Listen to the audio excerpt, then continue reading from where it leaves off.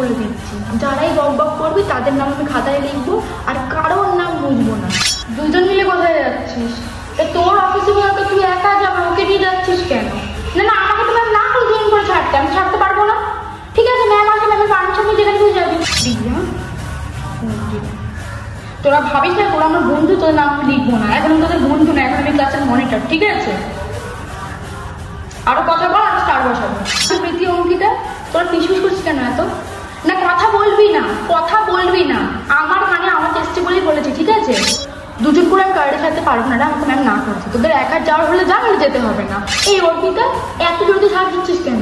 আমার কান অব্দি আসছে বলে কথাটা বলেছি। ঠিক আছে, হাতের নামটা কি ভালো লাগবে?